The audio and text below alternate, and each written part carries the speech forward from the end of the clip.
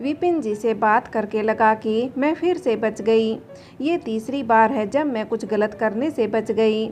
मैं क्यों हर बार एक ही गलती करने लगती हूँ। मैं झूठ नहीं कहूँगी, पर विपिन जी जिस तरीके से मुझसे बात करते थे वो बहुत ही अच्छा था और मुझे कुछ खास होने का एहसास दिलाते रहना मुझे भा गया। पहले गोपालन सर, उसके बाद हेमंत और अब विपिन अग्रवाल। तीनों ही दिखने में अपनी अपनी जगह हैंडसम और आकर्षक लगे भी तो क्या, मैं अब तक सिर्फ बाहरी खूबसूरती को ही सब कुछ मान लेती हूँ। यही बात है कि तभी तो मुझसे पहले नंदा विपिन जी का लालच समझ गई। तीनों ने ही एक ही काम किया, मेरी सुंदरता की तारीफ, और मैं उन पर मोहित हो गई। कुछ कर आध्या अपनी समझ का। लोगों को समझ, अंदरूनी खूबसूरती को पहचानना कब सीखेगी। नहीं सीखेगी तो हमेशा छली जाती रहेगी। मेरी अंतरात्मा उस दिन मुझे धिक्कार रही थी। मैं इन सालों में इतना तो जान गई हूँ कि आदमी की गलती को माफ़ी सहजता से मिल सकती है, पर औरत की गलती पर उसको सज़ा मिलती है। आध्या को आध्या की तरह ही क्यों देखा जाए। मैं एक इंसान हूँ, मेरी अपनी ज़रूरत और शारीरिक इच्छा मुझे आकर्षित होने को मजबूर कर देती है। मैं अपनी गलती की सफाई देकर अपनी शर्मिंदगी दूर करने की कोशिश तो नहीं कर रही हूँ। मैं बार बार कहती और सोचती हूँ कि पुरुष की इच्छा जायज़ और औरत की भूख को गंदा क्यों समझा जाता है। मैं तो उस दौर की हूँ जब सेक्स शब्द भी जबान पर नहीं लाते थे। न आदमी न औरत, बस ये तो शादी के बाद ऐसे ही होता है बस जानते थे। पर अब तो हम मॉडर्न ज़माने में आ गए हैं। मैं गांव की ही नहीं कि शहर की ही बात करूँगी। आज भी औरत अपने पति को खुलकर मना नहीं कर पाती, या ये नहीं कह पाती कि मेरी इच्छा क्या है। खैर, इस तरीके की बातें मुझे कई बार सोने नहीं देती और दिलो दिमाग में बहुत शोर करती हैं। वो रात जागते हुए ही बीत गई। जैसे जैसे सुबह होती जा रही थी, हमेशा की तरह उत्साह और पॉजिटिव सोच अपनी जगह बनाती जा रही थी। जब से नंदा मेरे पास आई है, कोई घर के काम की चिंता तो होती नहीं, तो बस तैयार होकर नीचे काम देखने चली गई। रात के दिल और दिमाग की लड़ाई ने मुझे और मजबूत होने के लिए समझाया, और मुझे भी यही सही लगा। मैंने केशव भैया को फ़ोन करके कहा, भैया मुझे एक सेकंड हैंड कार ले दो। भाभी नई ले लो। नहीं भैया, चलानी सीखनी है तो पहले पुरानी बाद में नई लेंगे। ठीक है भाभी, मैं पूछता हूँ। मोहिनी के पापा की कार भी है, एक जो कोई नहीं चला रहा है। अगर उन्हें बेचनी हो तो पूछ कर देखता हूँ, नहीं तो किसी और से देख लेंगे। ठीक है भैया, पर मैं सोच रही हूँ कि माँ पिताजी के आने से पहले आ जाए तो बढ़िया रहेगा। मयंक उनको कार में घुमा लाएगा। भाभी मैं देखता हूँ कोई मिलती है तो ठीक, वरना मैं कार भेज दूँगा। जब तक सब यहाँ रहेंगे उसमें घूम लेंगे। ठीक है भैया कहकर फ़ोन रखा ही था कि बंसल सर का कॉल आ गया। उन्होंने अपने बेटे से बात की थी तो उनकी आज रात की ड्यूटी है तो आज ही मिल लेगा। अगर तुम बिजी नहीं हो तो मैं लोकेश को तुम्हारे पास भेज देता हूँ, कहीं दोनों घूम आना और बात भी कर लेना। जी ठीक है सर, कितना टाइम लगेगा उनको? मैं तब तक कुछ काम निपटा लेती हूँ। अभी 10:30 बजे हैं, वो 1 बजे तुम्हारी वर्कशॉप पहुँच जाएगा। एड्रेस उसको बता दिया है। एक बार तो सोचा था कि मना कर देती हूँ, क्योंकि कल की बात से मन ठीक नहीं था और आराम करने का भी मन कर रहा था। पर दूसरे पल सोचा कि बंसल सर कई बार आउट ऑफ द वे जाकर भी मेरी मदद कर देते हैं, उनकी बात को यूँ टालना सही नहीं लगा।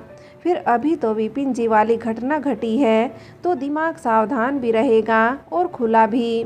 12:30 बजे तक अपना काम निपटाया, फिर तैयार होने चली गई। नंदा को बता दिया था कि मेहमान आ रहे हैं, अगर वो रुकेंगे तो चाय नाश्ता देख लेना। उस दिन मैंने साड़ी की बजाय लॉन्ग स्कर्ट और टॉप पहना और पैरों में कोल्हापुरी चप्पल, बालों को खुला छोड़ दिया, आँखों में काजल। लोकेश जी कैसे भी हैं, पर मैं अपना इम्प्रेशन अच्छा डालना चाहती थी। क्योंकि जानती थी कि बंसल सर ने न जाने कितनी तारीफ कर दी होगी, तो परिणाम चाहे जो भी हो पर मुझे बुरी तो न कहे। उस दिन जितने मन से तैयार हो रही थी, याद ही नहीं आखिरी बार कब तैयार हुई थी। नंदा का सारा ध्यान मुझ पर था, आंखों में सवाल भी था, पर वो शायद संकोचवश पूछ नहीं रही थी। मैंने भी सोचा कि एक बार मिल लूं तभी बताऊंगी। सरकारी अस्पतालों में तो डॉक्टर टाइम पर आते नहीं किसी से मिलने, कहाँ टाइम पर आते होंगे सोचकर तैयार होकर बैठ गई। पर मैं गलत थी। 1:15 बजे वर्षा मुझे बुलाने आई कि आपसे मिलने कोई आया है, तो मैं नीचे चली गई। नीचे गई तो वो बड़े ध्यान से काम देख रहे थे।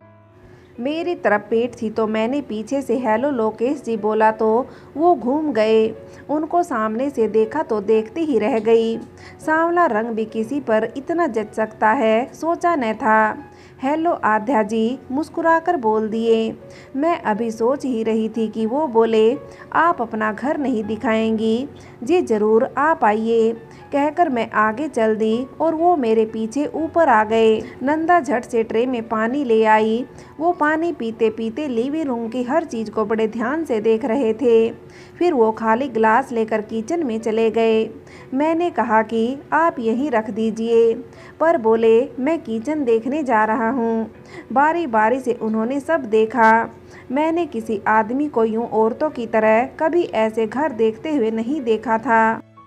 कमरे देखकर बाहर आ गए तो मैंने कोने में एक मंदिर बना रखा था जो शायद स्टोर की जगह रही होगी।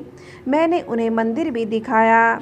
सब कुछ देखने के बाद वो वापस लिविंग रूम में आकर बैठ गए।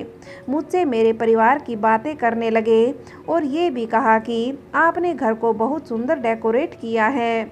नंदा तब तक चाय ले आई। आपको कैसे पता कि मेरा मन चाय पीने का है? नंदा से उन्होंने बहुत प्यार से पूछा। साहब, मुझे लगा कि आप चाय पीते होंगे, इसलिए अपने आप बना लाई। आध्या जी, ये तो आपकी राइट हैंड लगती है, जो बिना ऑर्डर दिए ही सब समझती है। लोकेश जी, आपका ऑब्जर्वेशन बिल्कुल ठीक है। जवाब देते हुए मेरे चेहरे पर भी मुस्कान आ गई। चाय पीने के बाद उन्होंने पूछा, आध्या जी बताइए कहाँ जाना पसंद करेंगी? लोकेश जी, जहाँ आपको जाना पसंद हो। मेरे जवाब सुनकर वो बोले कि अगर सच में आप यही चाहती हैं तो हम यही बातें करते हैं, खाना तो आप खिला ही देंगी। उनकी बात सुनकर मुझे बहुत अच्छा लगा।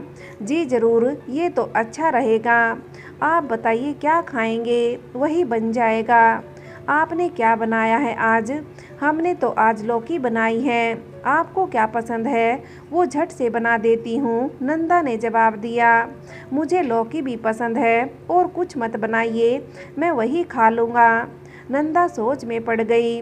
उसने मुझे किचन में आने का इशारा किया, जो मैंने तो देखा ही, हमारे मेहमान ने भी देखा और मुस्कुरा दिए। आध्या जी जाइए, आपकी राइट हैंड बुला रही है। जी मैं अभी आती हूँ, कहकर मैं नंदा के पास रसोई में चली गई। दीदी क्या बनाऊँ, आप बताओ, मेहमान को लौकी कौन खिलाता है? ठीक है, मैं सोचती हूँ फ्रिज में क्या क्या रखा है। दीदी कोई सब्जी नहीं है बनाने को, आज सोच रही थी शाम को लेकर आऊँगी। कोई बात नहीं नंदा, तुम आलू उबाल लो, दही हमारे पास है। हम आलू की सब्जी, पूरी, लौकी और रायता बना लेते हैं, साथ में चटनी, अचार और पापड़। बस मीठे में पूछते हैं क्या खाते हैं। मैं बताकर बाहर आ गई। लोकेश जी खाना अभी खाएंगे या थोड़ी देर में? अभी तो भूख नहीं है, आपका जब टाइम हो तब खा लेंगे। तब तक बैठिए, हम सब बातें करते हैं। जी ठीक है, पर बस ये बता दीजिए कि मीठे में क्या खाएंगे, हलवा या खीर? मीठा खाने बाहर चलेंगे, ये भी ठीक रहेगा। नंदा अपना काम कर रही थी और हम बातें, कुछ अपने बारे में बताया, कुछ मेरी बातें की। हमारी बातों में कहीं ना मेरे पति का जिक्र था, न ही उनकी बीवी के बारे में कुछ पूछा। डॉक्टर होकर घमंड छू भी नहीं गया था। मुझे बात करते हुए बीच में उठना पड़ा क्योंकि अंजलि बुलाने आई थी कुछ दिखाने के लिए। मैं 5-10 मिनट में आती हूँ कहकर नीचे आ गई। कुछ देर बाद ऊपर पहुँची तो नंदा के साथ लोकेश जी किचन में खड़े बातें कर रहे थे। नंदा बातें करते करते पूरियाँ भी तल रही थी। मैंने रायता बनाया और टेबल लगाई, तब तक पूरी, आलू की सब्जी, लौकी और पापड़ भी आ गए थे। लोकेश जी भी सामान लाने में मदद कर रहे थे। मैंने किसी आदमी को ऐसे काम करते हुए नहीं देखा था तो मेरे लिए अजीब था पर बहुत अच्छा भी लगा। लोकेश जी आप बैठिए, मैं और नंदा कर लेते। नहीं आद्या जी मुझे करने दीजिए, मैं घर में सबसे छोटा हूँ तो माँ के साथ काम कराने की आदत बचपन से थी। फिर पढ़ने गया तो वहाँ अकेला रहता था तो मुझे अपने काम करने की आदत रही है। आप परेशान मत हो, मुझे अच्छा लग रहा है। फिर मैंने भी ज़्यादा फॉर्मल होना ठीक नहीं समझा। खाना लग गया था। अरे नंदा दीदी आपकी प्लेट कहाँ है? साहब मैं बाद में खाऊंगी, आप लोग शुरू कीजिए। आप भी बैठ जाओ, मिलकर खाने का मज़ा ही कुछ और है। नंदा बैठ जाओ, हम दोनों साथ खाते हैं ना, तो आज भी खाओ। नंदा बैठ गई। उसकी आंखों में जो खुशी थी वो लोकेश जी के दिल जीतने की थी। खाना खाकर हम दोनों आइसक्रीम खाने चले गए। बहुत खूबसूरत दिन था वो मेरे लिए। वो शाम बहुत सुंदर बीती। लोकेश जी मुझे छोड़कर जल्दी मिलते हैं का वादा करके वापस चले गए। कह रहे थे कि अब शायद सीधा अपनी ड्यूटी पर जाऊंगा। वर्षा अपने काम में लगी हुई थी और सब कारीगर अपने काम में। हमेशा रेडियो धीमी आवाज़ में बजता रहता है। कारीगर अपने अपने परिवारों की बातें भी एक दूसरे से करते रहते हैं और कई बार मैं भी उनकी बातों में शामिल हो जाती हूँ। अब तो ये मुझे अपना परिवार लगने लगा है। गुड्डू भैया, अनवर चाचा, हाजी बाबा, सरोज दीदी, छोटू, मालती मौसी वगैरह वगैरह। पर काम के वक्त मैडम हूँ सबकी। इस तरह हंसी मजाक से काम होते चले जाते हैं। गुस्सा करने की ज़रूरत कम ही पड़ती है। दूसरी शिफ्ट के लिए सब काम बता मैं ऊपर चली गई क्योंकि 6 बजे के बाद हम मेन गेट बंद कर देते हैं तो कोई काम के लिए आ नहीं सकता था। सुबह की डिलीवरी की तैयारियां, पैकिंग और फिनिशिंग होकर शुरू करवाकर मैं ऊपर आ गई। नंदा के हाथ की मसाला चाय पीकर फुर्ती वैसे भी आ जाती है। दीदी लोकेश साहब तो बहुत अच्छे हैं ना? हाँ नंदा, मुझे भी अच्छे लगे। अब मैं उनको कैसी लगी ये नहीं पता, मुझे कहकर मैं मुस्कुरा दी। आप नीचे गई थी तो मुझसे पूछ रहे थे कि मैं आपके साथ कब से हूँ, आपको क्या क्या पसंद है। अच्छा, मुझे हैरानी हुई पर अच्छा भी लगा कि किसी ने मेरी पसंद भी जानने की कोशिश की। नहीं तो सबकी पसंद के हिसाब से चलते हुए ज़िंदगी का एक बड़ा हिस्सा बिता दिया है। एक बात परेशान कर रही थी कि विपिन जी पढ़े लिखे थे और स्टेटस भी था तो लोकेश जी तो डॉक्टर हैं। वो मुझ जैसी साधारण लड़की को कैसे पसंद करेंगे? मेरा और उनका भी तो जोड़ बेमेल ही है। ऐसी बातों को नज़रअंदाज नहीं किया जा सकता। जो होगा अच्छा ही होगा सोचकर मैंने लोकेश जी के ख्यालों को झटक दिया क्योंकि ज़रूरी भी था। अभी मुझे अपना ध्यान कल के ऑर्डर पर और माँ पिताजी के आने की तैयारियों पर लगाना था। नंदा को भी बताती चली जा रही थी कि राशन में क्या क्या लाकर रखना है। रात को सब लिस्ट बनाकर और अगले दिन जाने वाले ऑर्डर को चेक करके सोने चली गई। नंदा भी नीचे एक बार चाय दे आती है तभी सोती है। लेटे लेटे अपने बचपन की बातें याद आ रही थी। माँ कितना डरती थी मेरे बाहर निकलने से। हर जगह मयंक मन हो या ना हो मेरे पीछे पीछे चलता रहता। भावना की मस्ती और मेरी उन दोनों से लड़ाई सब कुछ याद आने लगा। माँ ने मेरी शादी से पहले कितनी हिदायतें दी थी, मैंने किया भी सब वैसे, पर हुआ वो जिसकी उम्मीद किसी ने न की होगी। माँ पता नहीं कैसे रिएक्ट करेगी। पिताजी को समझाना आसान है पर माँ का गुस्सा याद आते ही लगा शायद मेरी बात सुने बिना ही माँ भी मुझे ही गलत समझेगी। कोई बात नहीं आध्या, तू अपनी जगह ठीक है तो घबरा मत। अपने आप को दिलासा देकर सोने की कोशिश करने लगी। आखिर नींद आ ही गई और सुबह को दिल और दिमाग काफ़ी हल्के लग रहे थे। रोज की तरह तैयार होकर कमरे से बाहर आई तो नंदा रसोई में शायद नाश्ते की तैयारी कर रही थी। मैं उसे चाय नीचे लाने के लिए कहकर सीढ़ियां उतर गई। ऑर्डर बड़ा तो था ही, क्लाइंट्स भी दूर ही था। मुंबई का ट्रैफिक तो वैसे भी हर वक्त भागता सा रहता है और अक्सर जाम लग जाता है, इसलिए जल्दी जाने का सोचकर सोई थी। क्लाइंट्स को भी पिछला चेक तैयार करने को कहे मैं सामान रखवाने लगी। तभी केशव भैया आ गए और उनके पीछे पीछे एक और गाड़ी। भाभी, ये लो आपकी कार, मोहिनी के पापा की है, 1-2 साल ही चली है, अब गैरेज में ही खड़ी रहती है। तो उनसे बात की तो उन्होंने कहा अभी दे आओ, इसलिए सुबह सुबह आ गया। थैंक यू भैया, उन्होंने कितने पैसे बताए हैं, आप लेते जाइए। भाभी वो आप खुद ही बात कर लेना, मैंने तो पूछा नहीं, कहकर ड्राइवर से कार लगवाने के बाद चाबी देकर जाने लगे। तो भैया, अगर ज़्यादा ज़रूरी न हो तो 3-4 घंटे के लिए अपना ड्राइवर मुझे दे दीजिए, मुझे सामान की डिलीवरी करनी है। आप ले जाओ, जब आप फ्री हो जाओ तो एक बार आप फ़ोन कर लेना, मैं बता दूंगा कि इसे कहाँ भेजना है, ऑफिस या कोर्ट। थैंक यू भैया। भैया मुस्कुराकर चले गए। उन्हें जल्दी थी तो मैंने भी नहीं रोका। जल्दी से चाय पीकर ड्राइवर को ले मैं चली गई। गाड़ी में पेट्रोल डलवाने का सोचा तो उसने बताया कि कल शाम को सब चेक करवा कर पेट्रोल भी डलवा दिया था साहब ने। कार वाकई अच्छी चल रही थी और नई भी लग रही थी। वापस आने तक 3 बज ही गए थे, क्योंकि वहाँ भी सब चेक करके ही लिया जाता है। फिर चेक के लिए इंतज़ार, उसके बाद और सैंपल्स दिखाकर ऑर्डर लेना।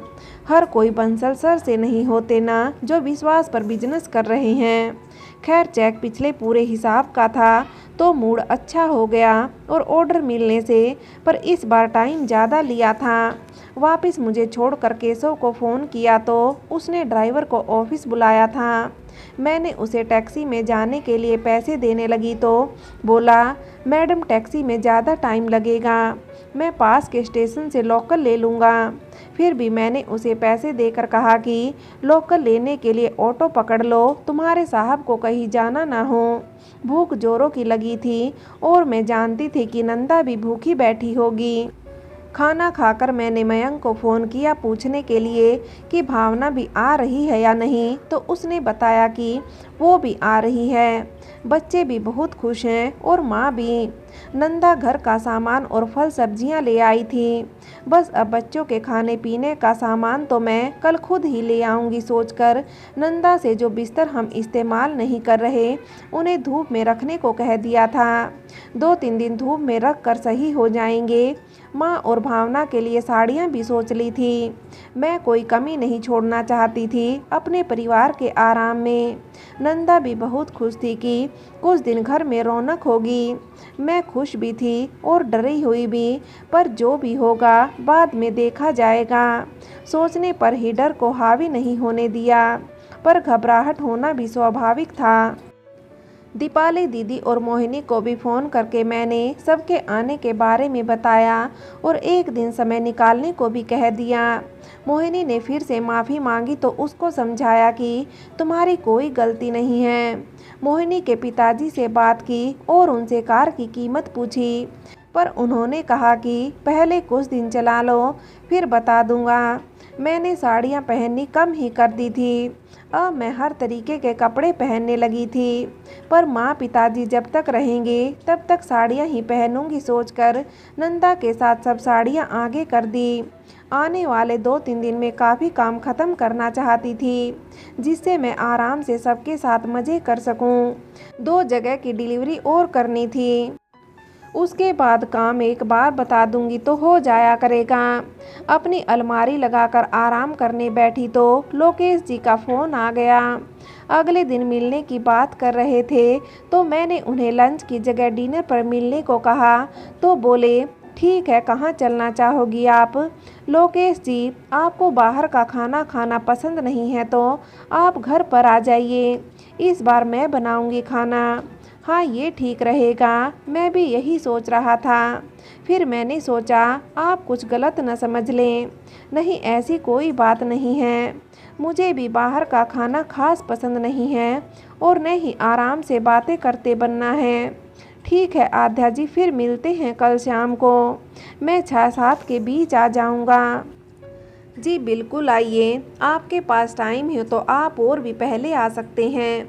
मैंने कहा तो उधर से ठीक है की आवाज़ आई और लगा कि जरूर मुस्कुरा रहे होंगे बोलते हुए, और उनका मुस्कुराता चेहरा आंखों के सामने आ गया। अगली सुबह बहुत सारे काम लेकर आई थी।